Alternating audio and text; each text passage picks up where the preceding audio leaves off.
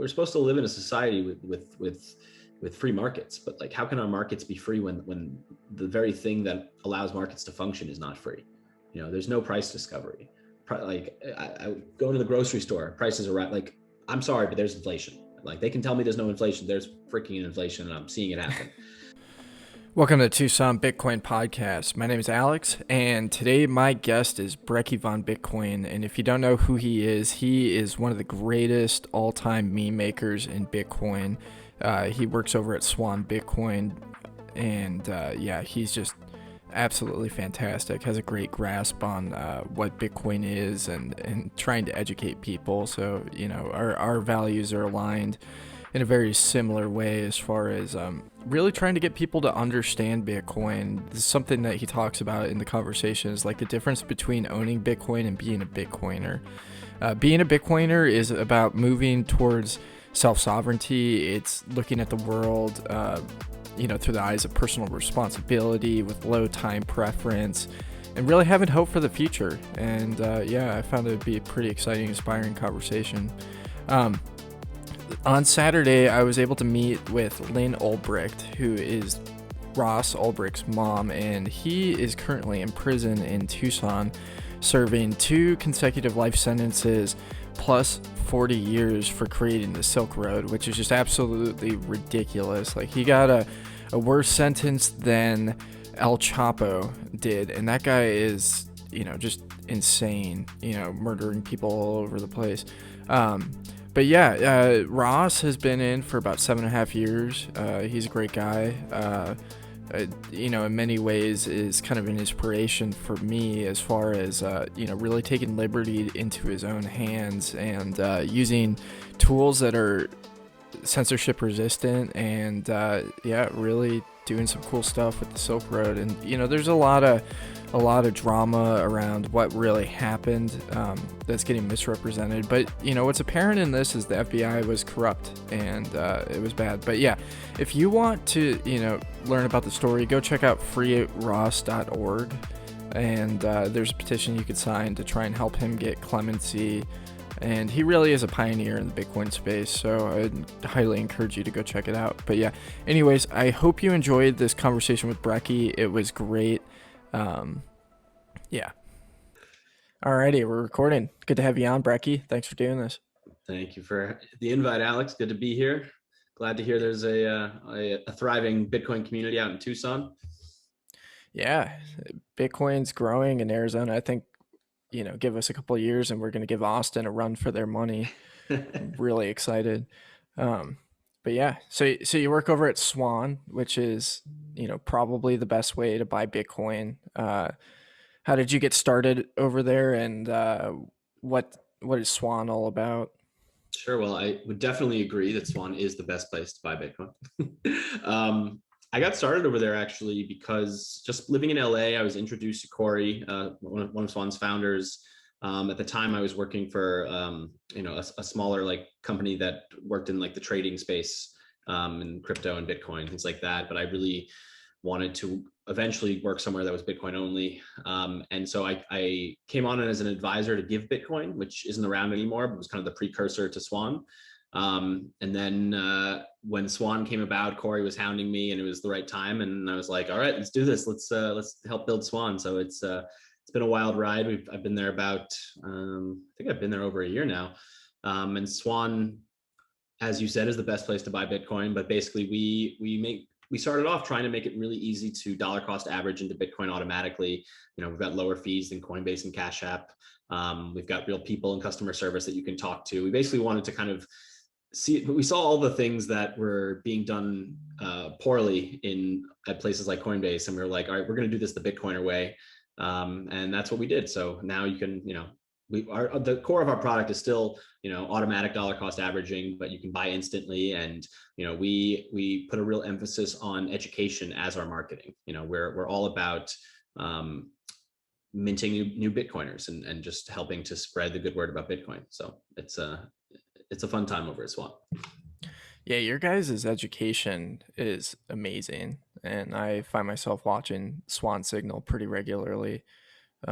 Really enjoy it with all the stuff that Brady's doing over there. But yeah, one of the things that I love about Swan, all of you guys are real Bitcoiners.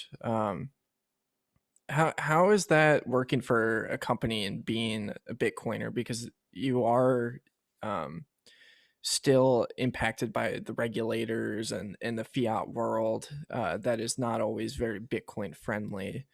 Um, so yeah, what's that Yeah, like? I mean, I don't think it's been that difficult for us. Our product is pretty simple. All we do is sell Bitcoin.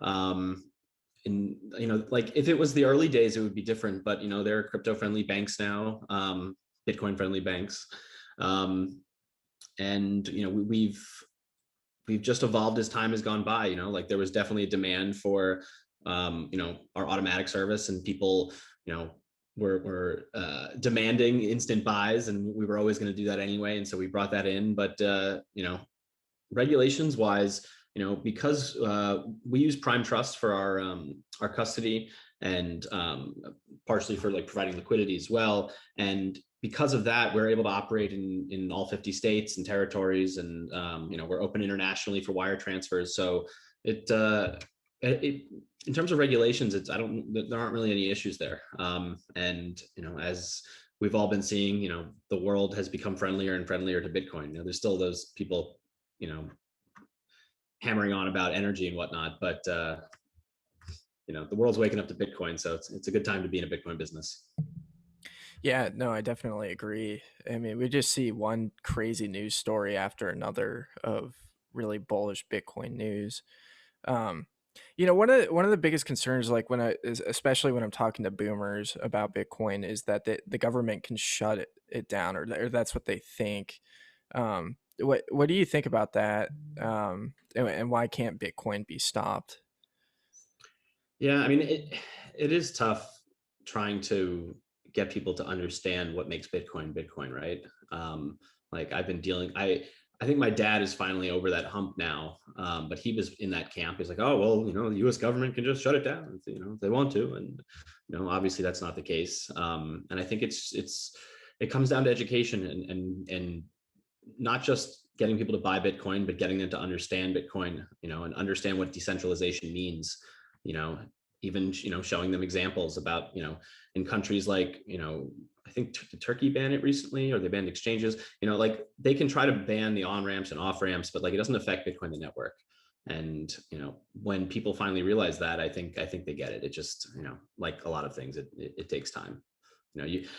We do something on our Swan Lounge show called we call it Swan Force Fridays, and I ask every guest to do a 60-second Bitcoin pitch, and it's kind of unfair. It's like, how can you pitch Bitcoin in just 60 seconds? How long did it take us to really develop our conviction and really understand Bitcoin? It could take years. It could take a long time. So um, I think it's just about continually bothering people, in a way, not bothering them, but like, speaking to them in ways that make sense to them. Like, I'm not going to send my dad a meme from the pleb army on Twitter, right? Like he's going to confuse him, but if I talk to him in terms of like, monetary policy, and, explain what decentralization means, and how there are miners, all over the world, and how the pools are, the pools don't necessarily control the hash power. Like once you got to take it a couple steps, a few steps at a time, but just keep trying. Yeah, for sure. It is really fun to have this conversation. I forgot to mention Swan Lounge. I love that show as well. That's a Oh, thank great you. one. Yeah. Yeah, that's a really we, fun one. we have fun. We don't do like these these AR filters on Swan Signal, but here on Lounge and other podcasts, we put on the laser eyes, the glasses. We do all sorts of fun stuff. So. After we're done recording, I might have to go into my settings and tweak around a little bit. Yeah, well, I'll get you some laser eyes at the end of the show for sure. Oh, that'd be awesome. Yeah. So yeah, what was your Bitcoin journey like? I know there's been a lot of different. I mean, you're a recovering shitcoiner, am I, as is Yes. most people. But yeah, what's your journey been like? Um, let's see. I first bought two Bitcoins in 2013 at the top of that cycle, right at the top, and then we crashed down to like $200 or something like that, and I became a hodler. I didn't know what the word hodl was. I didn't know what a blockchain was, but I'd gotten into Bitcoin because I think I heard about it first because of the Rolling Stone article about Silk Road. Um, and I was in college and everyone was talking about this Bitcoin thing. And I'd been a gamer and I understood like the idea of, digital money, like e-gold, like it just made perfect sense. I'm like, yeah, of course there's going to be like a cryptocurrency and that's what we're going to use. And I was also headed to Moscow to study abroad. And I thought to myself, like, okay, maybe I should get some of this Bitcoin thing in case I'm in Russia and I can't access my bank. Like, at least I'll have Bitcoin. And, granted, I bought it on Coinbase, so I'm still using a centralized service and I didn't hold my own keys. So I really didn't control my Bitcoin and I didn't understand it, but I was getting like, I was headed in the right direction. I kind of understood the value prop of Bitcoin as a money that no one can take away from you. Unfortunately, when we crashed, I kind of forgot about it. And I was like, all right, I'll just sit on this until it comes back. And I didn't panic sell. I never understand panic selling. Never makes sense to me. And then I, like many people, got caught up in shit coins kind of in 2016, 2017, and during that crazy run up. And I still hadn't done my Bitcoin research. I had kind of made a foray into social media at the time, making fun of all the crypto influencers. That's kind of where I got my start. I'd make these like parody videos and things like that. And eventually, I always shout him out, but Crypto Humor, he's a guy on Instagram. He's on Twitter too. Happy Shillmore on Twitter. He DM'd me. He was like, dude, your memes are hilarious, but like, you don't know what the F you're talking about. Like, you really, really need to learn about Bitcoin. Like, stop promoting these, like talking about these shit coins. Like, and granted, I hadn't done my research on the shitcoins either. I was just like caught up in the excitement. And I saw like Brock Pierce speak and he gave this inspirational speech, blah, blah, blah. And I was just like, yeah, crypto. And, obviously I later realized how wrong I was. So shout out to him and, to Marty Bent and Matt Odell. I started listening to Tales from the Crypt. And I think just through osmosis, after listening to TFTC, like Rabbit Hole Recap for a number of months, it just finally clicked. I read the Bitcoin Standard and, at that point it was game over. I just kind of went all in and really started studying Bitcoin and trying to, make up for lost time. And around that time I think I was finishing film school and I had made a movie and I really hated working in the film industry. And I was like, all right, I got to work at the time in crypto and then eventually Bitcoin. So I, got connected with my former company. They're LA based also, and I did some good work for them, and kind of proving myself there really kind of led to me, I think, getting my job at Swan. So for anyone out there who thinks that making memes can't get you a job or just being creative can't get you a job, it's false. Memes can get you jobs. Obviously, the job is more than memes, but. No, the memes are super powerful. I mean, Strike's been hiring meme makers as well. Yeah, exactly. Yeah, yeah, it's awesome. Um, yeah, I mean, you have an interesting take on propaganda. What do you define propaganda as? I know in our culture it has like a very negative connotation, Mm-hmm. kind of synonymous with brainwashing. But what can you explain your take a little bit on what it is? Sure. I mean, that's not wrong per se. I think it's influencing people to think a certain way or to take a certain action, through media, through, you know, could be memes, videos, books. Everything is propaganda. Even like recording a video of yourself and putting it out on Twitter, like it can be propaganda. It's advocating for a cause or something like that. But I don't think it's necessarily bad. It's just we've come to see propaganda as bad because whenever we're made aware of it, it usually is bad. Like, I don't know, think of like Soviet propaganda, for example, right? Like you think of those signs and it's like screams of communism and communist utopia. And you like you see the artwork and their old videos. And as an American, let's say, for example, you're just like, oh, disgusted. That's just clear propaganda, blah, blah, blah. But you go to the movies and you see a movie like Saving Private Ryan or like Battleship that came out recently, right? Like that's American propaganda. We've been conditioned not to think a bit about it. Or, when you see it and it's your own country, for example, it's patriotism. but it's propaganda. Like those movies go out to the rest of the world and they show the soft power of the United States. And most for most of these films where like you see like Black Hawk Down, okay, like they've got those Black Hawk helicopters. They're not cheap. They're expensive to use, to rent. Like they're able to do that because they're in partnership with the U.S. government. Like the military knows that by they don't have to send their what's it called, their what are the giant boats called? The aircraft carriers. There it goes.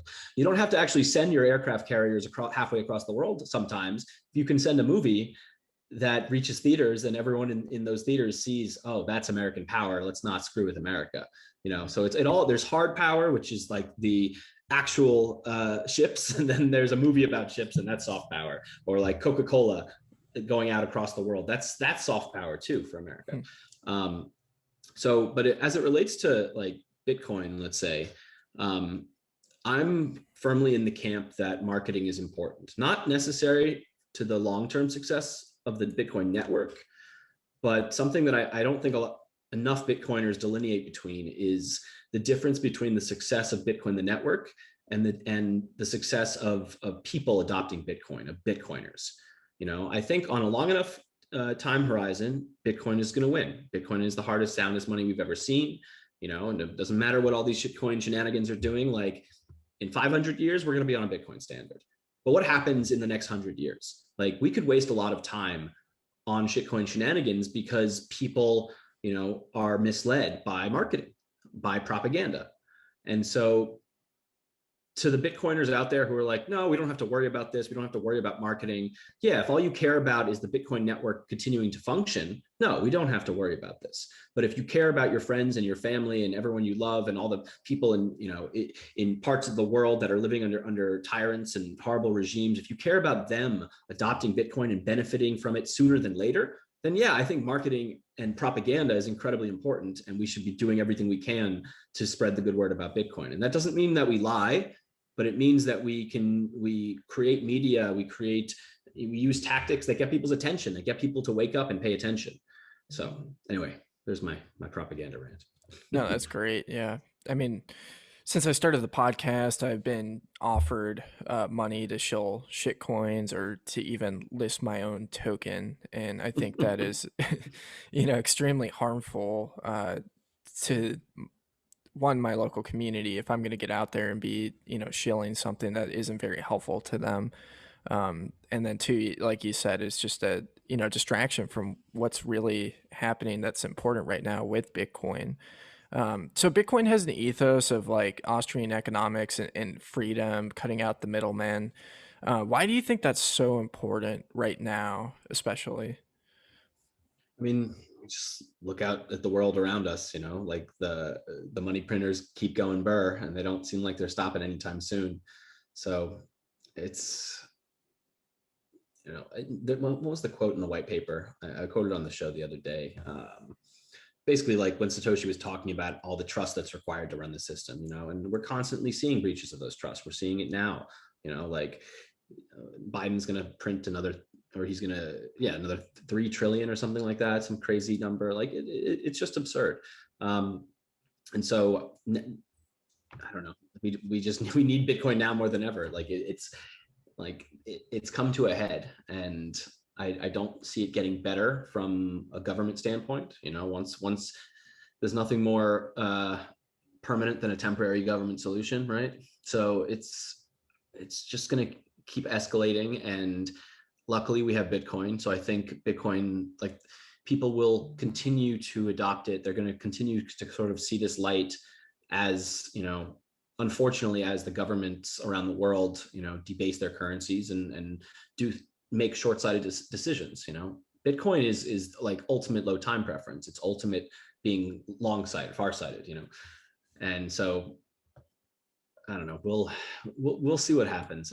Hopefully things don't get too bad. Like I don't know. Like people always criticize Bitcoiners for like cheering on the end of the world, and I think that's false. I think like what we're actually rooting for is the hope that Bitcoin provides. It's the solution to the pre-existing problems that are just getting worse. So yeah. Yeah. Yeah, for sure. I mean, it bad things happen when currencies fail, and I think that's pretty apparent. Just looking at human history, the one thing that really strikes me as uh, very odd that's happening right now is how people are so that like the general person is so unaware of how problematic the money printing is.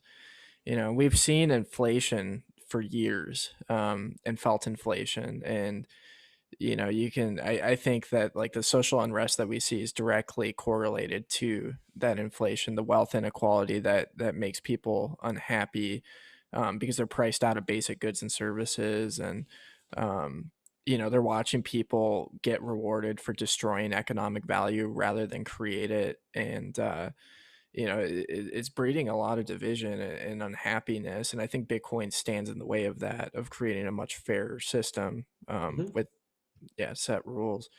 Um, but yeah, it's interesting. So you've made some great memes making fun of Steve Mnuchin and Christine Lagarde, and I think that's what we really need right now is to show people how ridiculous this is. Um, I mean, so yeah, I definitely agree. I think more people should get out there and try to do that. I like one of my probably one of the biggest influences for me growing up, and part of the reason why I got into the film industry, was Mel Brooks. Like seeing something like The Producers, and like I'm Jewish, so like seeing like Hitler made fun of in such a ridiculous way, like is incredible. And I'm a firm believer that like we need to ridicule these people. We need to turn them into a joke because it takes away their power. If every time, if every time Christine Lagarde tweets something ridiculous and somebody like takes one of my videos and replies, like that's just a win for us. That's a win for everyone. So I think humor can be an incredible tool, and it's why. And you even look at look at communist countries, look at like tyrannical regimes, like in places where they have a very firm hand over the media. Like, what do they get rid of? A lot of it's they get rid of satire. Like satirists are some of the mm, first people to go because it's so powerful. It just it cuts to the heart of like of the illusion of power that these tyrants can have. So it's important. Yeah. I'm I was before I hopped on here. I'm in the planning stages for another parody. Usually I do them and it's kind of spur of the moment and they're not that well planned out. I just sort of do them and see what happens. But I'm going to be lampooning Roger Ver. Um, a buddy of mine, a great Bitcoiner, shout out to Brett Morrison. He basically said, "You got to do Roger." And he wants to like bring Roger back into the fold, and I don't think that's possible anymore. I think he's too far gone. And Roger's one of those people that like I thought was a really great Bitcoiner back in the day. Like I thought he was doing great things, and I was sad to see his sort of fall into whatever you want to call this. I don't know. Anyway, and so I'm gonna do a full mea culpa, basically Roger apologizing for everything that he's ever done wrong, for attacking Bitcoin, for all the lies. And I want it to be like I don't know, we'll see if I can find a video that works, but like a 5 to 10 minute video. And I'm going to nail that stupid Kermit the Frog voice of his. I'm going to get it perfect and hopefully ridicule him to such a degree that who knows, maybe he'll stop with his anti-Bitcoin tirade. yeah, I mean that sounds really interesting. If you go back and you listen to Roger Ver early on, like he was very compelling, and that's the thing that really shocks me with him is the direction that he took. Could you go into a little bit of the history of what happened with Bitcoin Cash, forking off of Bitcoin, that whole ordeal? I can go into it a little bit. That was kind of like right when I was getting back into things. So I was like, at the time, I was still shitcoining at the time. So I was just like, oh, wow, I've got Bcash in my Coinbase account. And I sold it like immediately. So that was a good thing. But, you know, for at a general level, there was a disagreement about how Bitcoin should scale. And, there was a group of people who thought Bitcoin should scale with bigger blocks. And then there was the group that is Bitcoin and remains Bitcoin that realized that no, this is not sustainable. And I'm oversimplifying things. There was a lot of other things that were, being discussed and fought over at the time. but we've since come to see that Bitcoin, like many technology stacks, needs to scale in layers, because let's say you do have bigger blocks, eventually those blocks will get full too. And then what do? Get even bigger blocks. So, thankfully we've reached a point now where some of these scaling solutions like Liquid and Lightning are really coming into their own. Like I remember I ran a Lightning node back like when Lightning first came out, and I had no idea what I was doing. And I think I lost a bunch of Bitcoin being reckless. And there was very little documentation, and it was just it was a big if. It wasn't yes, it's working. And now it's a yes, it's working. Like Lightning is crushing. Like Lightning gaming is super cool. I'm seeing more and more people running nodes than I've ever seen in my entire life. Like shout out to Umbrel. Like it's super exciting. And I think for certain use cases also Liquid is exciting, so I'm kind of just I'm here for it, and glad we've put the block wars behind us. Yeah, I'm waiting impatiently for Guy to finish narrating the Block Wars book or Block Size Wars book as soon as that's on Audible. I didn't know he's doing that. Do I have it here? I started reading it and I'm going to finish it, but I left it out, and I have a new dog, and he destroyed it. So I think he's a big blocker. But, that's all right. It's still readable, so I don't have an excuse. Yeah, I mean, there's always hope for shitcoiners. We'll welcome you back. Maybe my dog was just angry with the big blockers, and he was letting out his rage. I'm gonna go with that. Yeah, I think that's a better one. So Bitcoin scaling. So you said you were pretty bullish on Lightning. What do you see that's happening right now in Lightning that's really exciting? I mean, like the most fun things that are happening, I think, are in the world of gaming. Like every once a month, there's a Mint Gox tournament. Mint Gox organizes basically like this esports tournaments for all these different Lightning games that have come out. Like for anyone who plays CS:GO, like Zebedee is this company that has an app called Infuse that basically lets you, scan a QR code, pay 1,000 sats, join a CS:GO server, and like you play CS:GO, and depending on how you play, you can lose sats or gain sats, and it's seamless. It's awesome. There's other games coming out. There's Light Night. So gaming, I just think is one of the bigger Trojan horses that, with a couple of games that are just on par with games that are already out there but that don't have Bitcoin. To me, imagine like a version of Fortnite and a version of Fortnite that has Bitcoin. Like, wouldn't you rather play a version, and all other things equal, right? Wouldn't you rather play a version where you can win actual Bitcoin? So to me, like that once people catch on to this, and once some of the games develop a bit more, it's going to be a no-brainer, and I think it's going to help get a lot of people into Bitcoin. In terms of other things in Lightning, there are some valid criticisms that like, a lot of people aren't using Lightning for buying things and spending, but like, we're also seeing some really cool experiments with circular economies, like Bitcoin Beach. Like there was a thread that was going around recently for this fundraiser to like kind of start a surf center there in honor of the surfer who sadly died.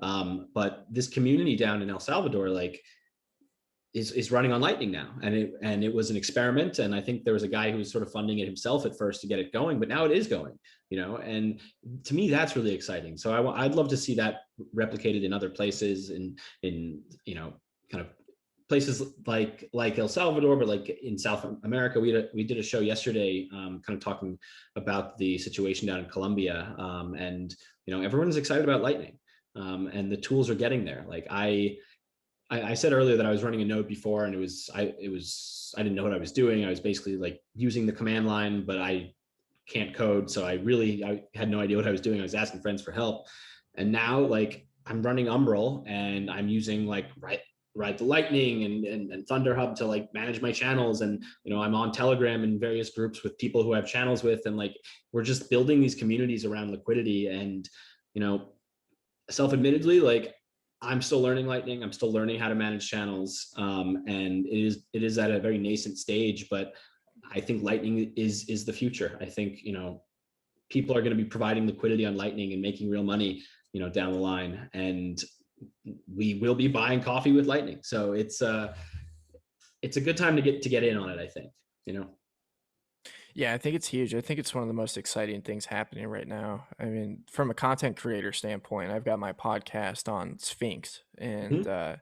it's sweet when somebody listens to the podcast and streams me some sats. And it's also a lot of fun to go and support other podcasters and send them sats. And it's just it's great. It cuts out the need for advertisers, which creates conflicts of interest, and it cuts out the need for gatekeepers in the same way like YouTube or whoever and all of their crazy rules. But yeah, the gaming aspect of it is super interesting. um, it's just the amount of money that people spend on stupid stuff for video games like skins and Mhm. you know things like that, versus like being able to earn Bitcoin with it and then use it in kind of an open.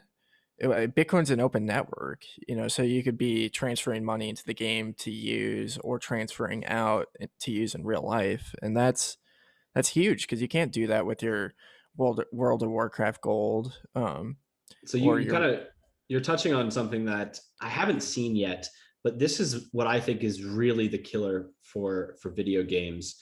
And somebody just has to, like bite the bullet and do it, as even if it's an experiment. Like I haven't seen a game yet that's going to have an open economy. And by that I mean instead of having a in-game currency, and maybe you can, sell that in-game currency for Bitcoin. Why not just use Sats as the in-game currency?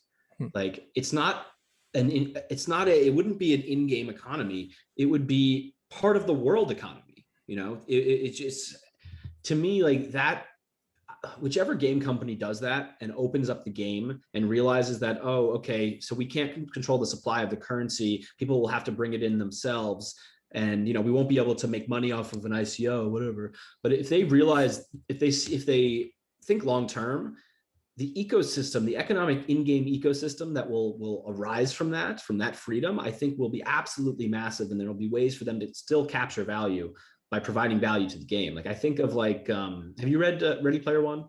You know that Yeah, book? yeah.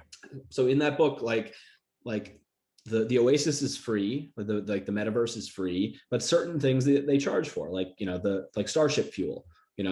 I think they could do that. Like a game company could sell Starship fuel and just allow Bitcoin as the in-game currency, and there would be some people would do things like maybe someone builds spaceships and they provide value and they sell them for Sats, but like just again, there needs to be one of these game companies that stops with these stupid walled gardens and just lets it be open and free. And I feel like the same way that we all believe as Bitcoiners that the world economy would be better off by just letting it be and letting Bitcoin, letting the hardest, soundest money win.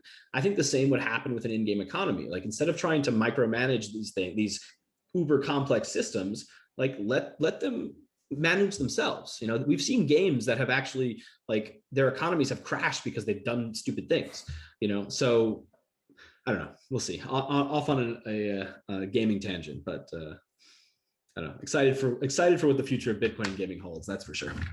No, I mean, I think that's huge. And it's, I mean, the same idea. So like Swan lets you withdraw Bitcoin, um, PayPal doesn't, and as does, other institutions coming online. Like, I don't think these banks that are going to be offering Bitcoin services are going to allow for withdrawals immediately. But you're seeing that change where they're being forced to, because it completely like it's like being able to buy a car and not being able to drive it, and you just like stare at it. It's like one of the dumbest models as a business. I think these games are going to be forced to do that in the same way, and it's just a matter of time. Um, you'll probably see that start to happen, if not this year, in the next couple of years, and I think it'll happen pretty quickly. But it It is, just takes one unicorn game, man. It takes one killer game that does something that everyone else is already doing. It does it better, and it's open and includes Bitcoin. And then they're all going to wake up and say, if we want to compete, we got to do the same thing. yeah, yeah. I mean, Ready Player One is such a um, it just flips your brain upside down, imagining what the world could be like. And Yeah. I, yeah, that book's pretty crazy. But yeah, just putting that together with Bitcoin would be really interesting. So you talked a little bit about Liquid. Could you explain what Liquid is and what's happening there right now? I mean, Liquid is basically like a federated sidechain, right? So the trust model is different. I think the blocks come in every 2 minutes, something like that. So it's faster, but it's you know I think it's primarily being used for like settling across exchanges. Like that was the main idea, but it does allow for a lot of things that are possible with shit coins. Like you can issue tokens on them, you can issue security tokens, you can do NFTs. Um, but I think like the key factor there is like contrast that with Ethereum, where like people play stupid games and the fees go up. Like this will be happening on Liquid, and it won't affect the main chain of Bitcoin. So for people who don't require the absolute security of Bitcoin, but still want to operate in the Bitcoin ecosystem so that it's seamless, Liquid is a cool option. I'm still exploring over there, but seeing it as it evolves. I started playing Samson Mao's Infinite Fleet game. I don't know if you've seen this, but it's basically like an MMORPG in space where like you control a fleet of spaceships and you fly around, and the ships are NFTs on Liquid, so you own them kind of you own the cryptographic signature that associated with the ship in the game. I don't really want to get into the NFT thing, but it's fun, and I think they have a currency other than Bitcoin. I don't know if it's a shit coin. I don't know how it's working. I think it will be swappable for Bitcoin instantly. So if I ever earn any currency, I'll be doing that. But it's cool. It's a cool game, and I'm excited for them to add more features as time goes by. Yeah, that sounds super interesting. It's still in Yeah. like beta right now, so like all you can do is kind of fly around, shoot people, and mine asteroids. But I think they have big plans for it. There's a great like backstory and storyline online that you can go read up on. So it's fun. Yeah, I'll have to chat with Samson sometime about Bitcoin gaming. I know he's all about it. Mm-hmm. But yeah, yeah. Wow. That's kind of crazy to think about. Yeah, those the video game, just with how massive they're growing compared to, probably what both of us grew up with, is absolutely astounding. But yeah, let's get back to central bankers. Hate those My favorite. guys. Yeah. So like I think like one of the narratives going around right now is that if they weren't able to print money, people wouldn't have been able to eat during this pandemic. Which it's kind of like a flawed argument, and I think it's one that's like hard to argue with on its face unless you like really deconstruct the premise of what central banking is. But um, yeah, what do you think central banking's impacts are on the world as a whole? It's complicated, right? Like exactly what you were just diving into. Given this whole COVID world, regardless of you know let's not get into the COVID side of things, but we're dealing with it, right?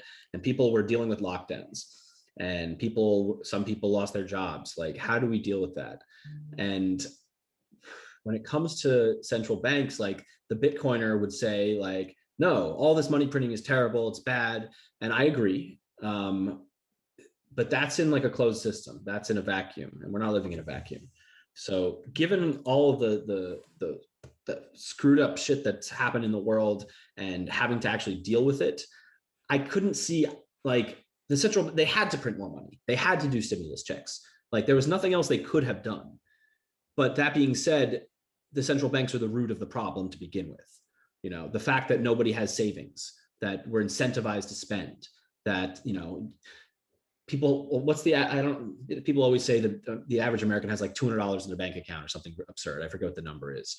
But the idea is, if we have a society built on sound money, that would not be the case. People would save, they would plan for the future, and they would plan for quote unquote emergencies, like, I don't know, well, lockdowns, but emergencies in general.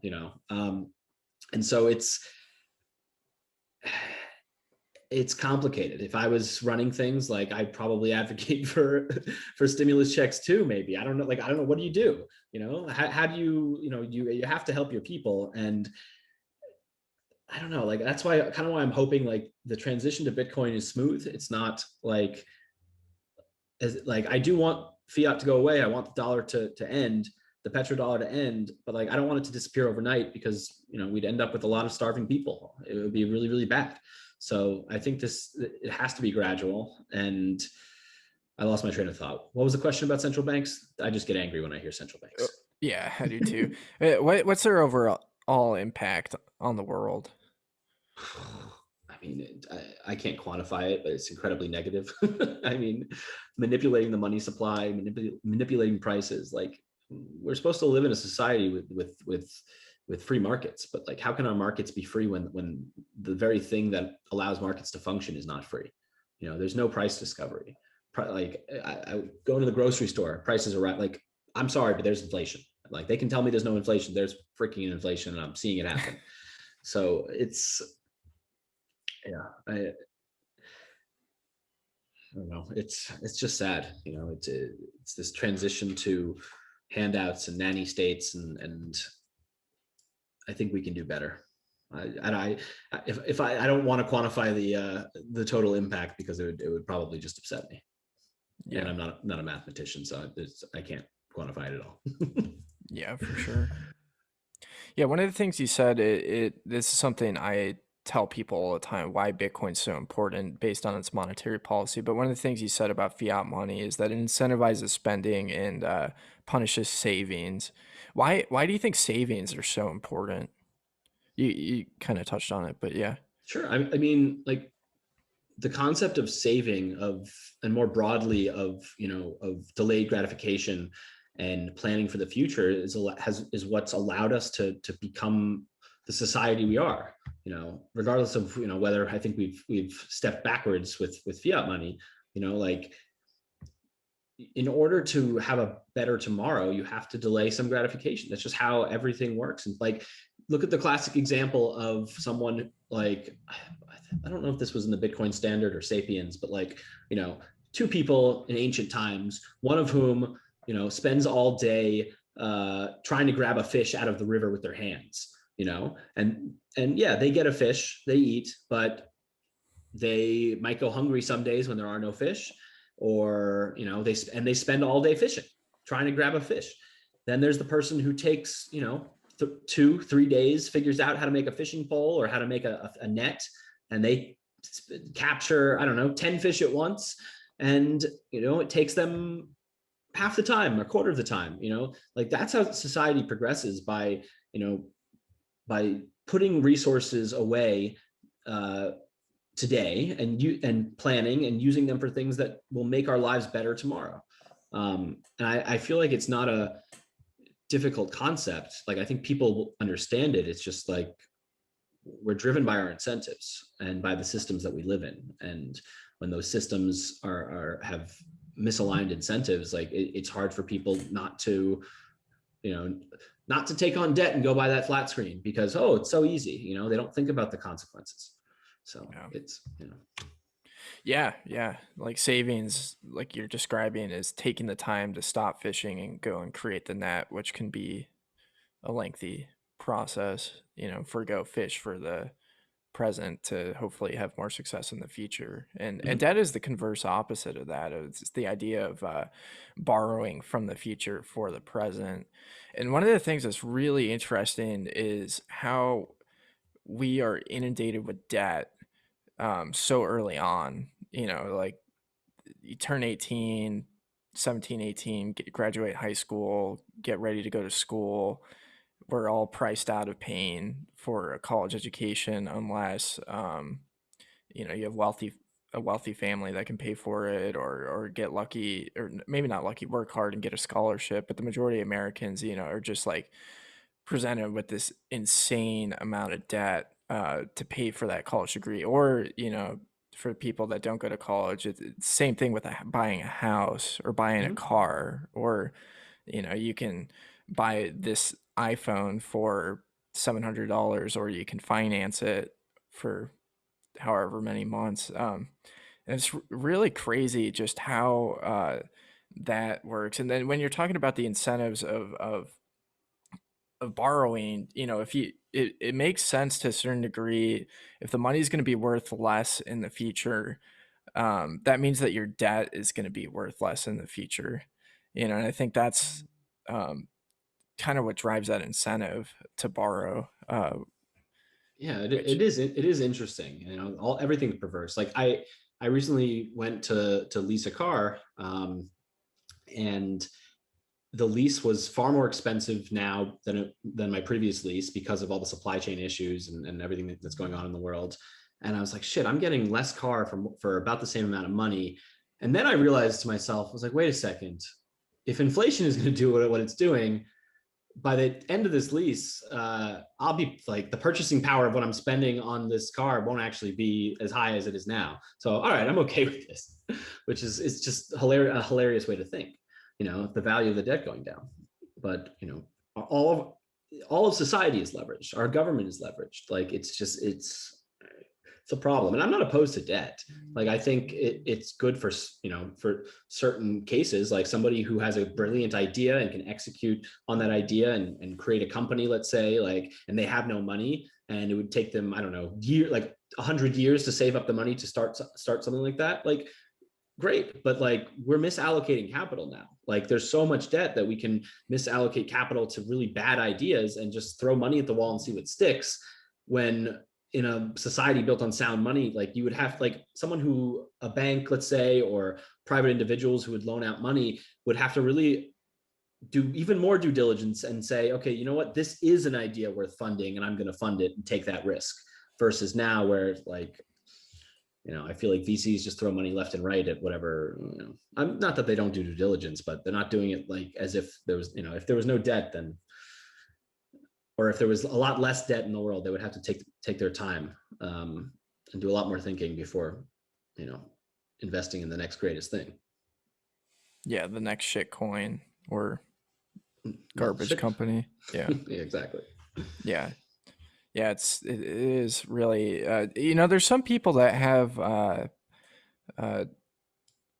ideas and predictions that a Bitcoin standard will completely eliminate debt, but I think your presentation of like it'll just change the way that debt is done is I think that's pretty awesome and realistic, because in sound money societies we've seen debt before. So I think the complete elimination of it isn't a Mhm. good prediction, but I mean, a lot of yeah. the reason why, like, we used to have, like, even when we were on a gold standard, I think, there was still debt, but what's funny is a lot of it was issued by private individuals and not banks. And then when banks realized that they could capture it, things changed. So yeah, there's a lot of shenanigans going on. Yeah. Yeah. I mean, when I tell people that the Fed or lowered the reserve requirements of banks from 10% to 0% during the pandemic, they get pretty surprised and astonished.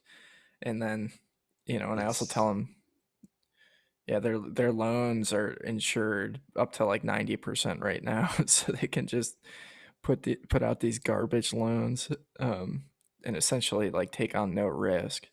And Man, it's people just need to go watch The Big Short and realize that absolutely nothing has changed, except that Bitcoin's in a better position, or Bitcoins are actually around.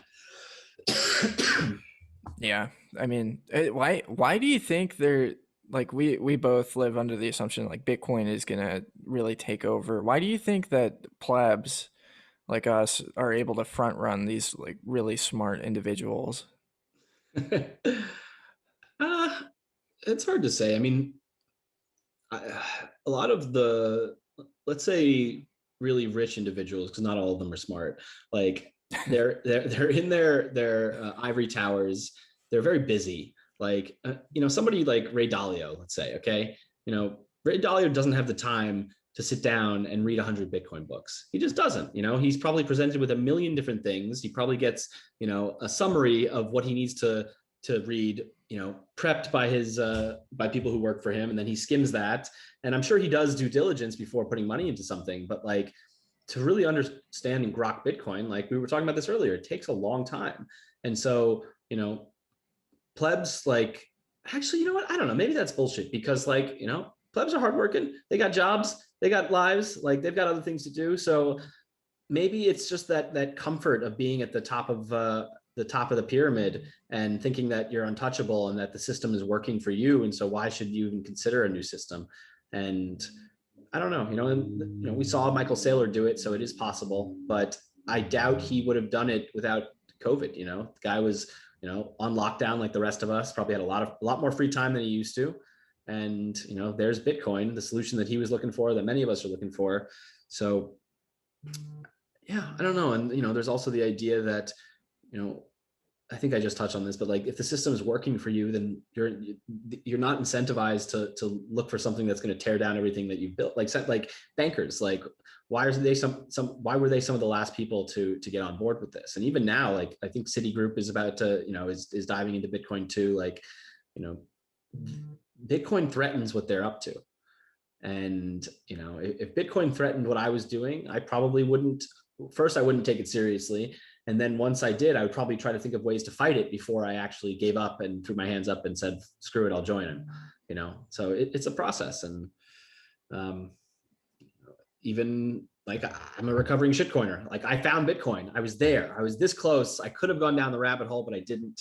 And I fell into these stupid traps, and it's not as easy as it looks. And if you don't have someone there to really guide you and force you to go down the rabbit hole, then you could walk right past the rabbit hole and only find it later. So Yeah, I think that's great. I was a lone wolf for a while, and probably was a big reason why I was a shitcoiner for a bit. And as soon as I started getting around other Bitcoiners and getting legitimate arguments on things, and really understanding the way that it worked, I mean, the Bitcoin Standard was a huge, huge monumental book for me as well. But yeah, I think that's so incredibly important not to take advice from all these influencers on YouTube that are trying to pump these shit coins, and you know to curb your greed a little bit, to actually learn about the underlying qualities of the different assets that you're investing in and why Bitcoin is a superior one. But yeah, so what are some good educational resources for people? Like say somebody opens up an exchange account, they're buy like $10 worth. Where would you point them to start? well, obviously Swan, but I'm biased. I mean, what I like to do, so we give away Jan Pritzker's book, Inventing Bitcoin. We give it away for free. You don't have to be a customer. You can just go to swanbitcoin.com/free book. You'll be on our mailing list, and we do hope you sign up as a customer. But there's no real pressure there. And to me, like that book is like a 2 to 3 hour read. We did the audiobook too, and it explains like not only why Bitcoin is important, but how it works. So I think that's a great place to start. The Bitcoin Standard obviously is like it's part of the pantheon of great Bitcoin literature, and everyone should read it. Nick Bhatia's new book, Layered Money, I think that paired with Saifedean's book is a fantastic combo. I really really loved Alex Gladstein's article on the petrodollar. I think that if for someone who doesn't understand how money works in the world, like those two books I mentioned plus that article is just like that's really a killer combo. And then toss in Nick Carter's new article that was in the Harvard Business Review, like that's just a killer combo. It gets into the whole energy FUD thing, which is probably a concern that a lot of newbies might have. So those are good. I haven't reread it in a while. I still really liked Antonopoulos's The Internet of Money. Like I remember exactly where I was. I was doing a road trip and I was listening to the audiobook, and like it's like sappy, but like tears were streaming down my face. I was just like having that Bitcoin epiphany, and I was just like seeing the future, and I'm like, oh my God, this is incredible. So like his early stuff, his Bitcoin focused stuff is still great. Um, what other resources are there? I don't know. That's a good start. Listen to the Tucson Bitcoin podcast. Listen to the Rabbit Hole recap to get a sense of things. Don't forget about the Bitcoin white paper. Important to read too. Yeah, I mean, all of those are super great. Gladstein's article on the petrodollar was just unbelievable. I mean, that should be like taught in schools. Mhm.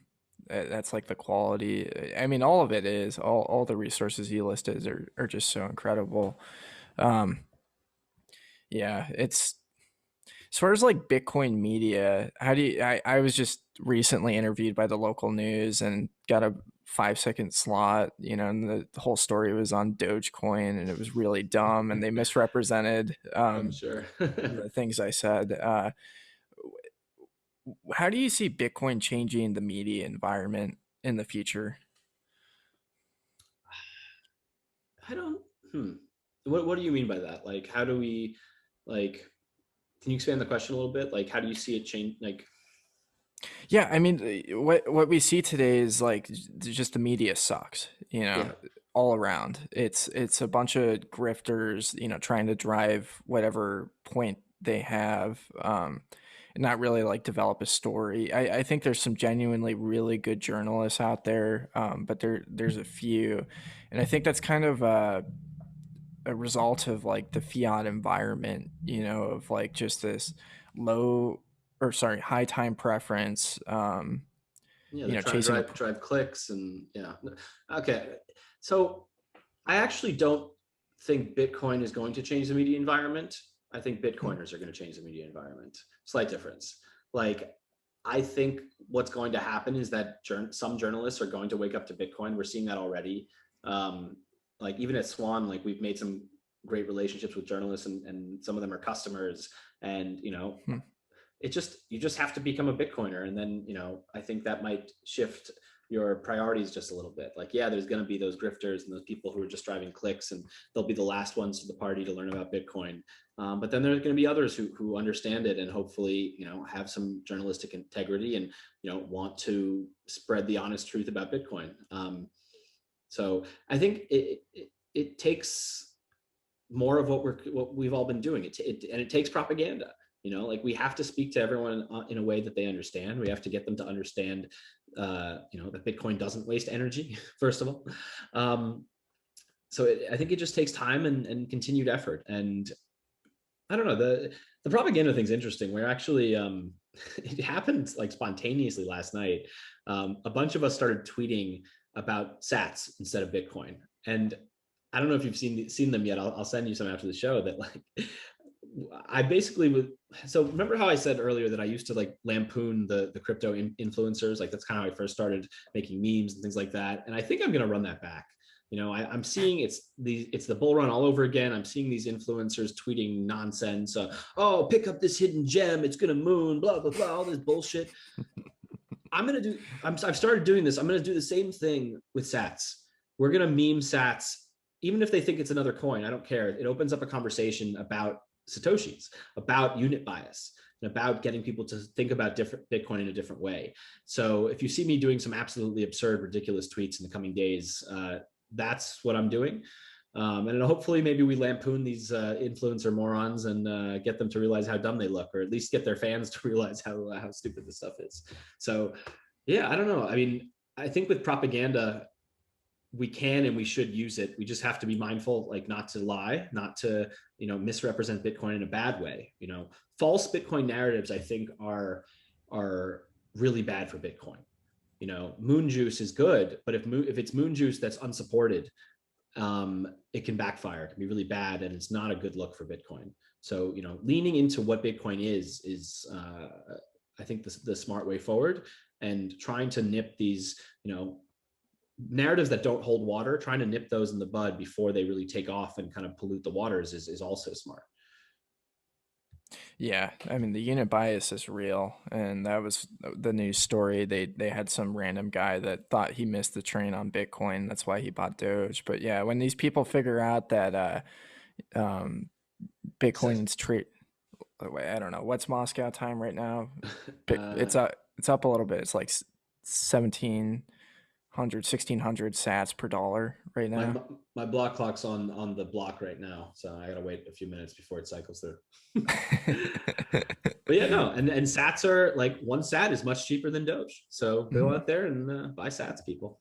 That's a good meme. Yeah, it's a huge meme. Well, I mean, and I think that's incredibly important because people think that they see Bitcoin as a stock, and they have like the same idea of like, I can't buy one whole one. So what's really the point?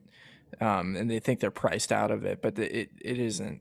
I mean, That's dude, not the way it works. Yeah. I did these a couple of tweets yesterday, like I was saying, in this morning, and I had one guy respond like, "What sats? Where can I buy this coin? Is it on Binance?" And I'm just like, actually, a sat is the smallest denomination of a Bitcoin, and there are 100,000 sats in a Bitcoin, or 100 million sats in a Bitcoin, excuse me.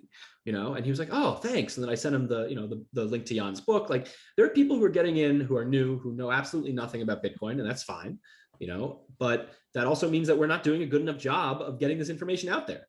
Yep. Like, well, I think, sorry, Bitcoiners, but I think a lot of us are sitting on our laurels. I think we're happy with how Bitcoin works, and that's fine. But we've got billions of people out there who need to learn about Bitcoin, and we could be doing more. And go teach your friends about Satoshis. Just ask them if they know what a Satoshi is, and if they say no, well, there you go. Now you've got a conversation to have. Love it. Love the meme. Where are some good places people can follow your work? I'm on Twitter these days. My website is vonbitcoin.com. I don't the artwork that I do, I haven't I need to get that up on the website, so I'll be updating that eventually. But you can find me on the Swan Signal YouTube channel, youtube.com/Swan Signal. We do our show every Friday. That's Swan Lounge, and Swan Show, the Swan Signal with Brady, is every other Tuesday now.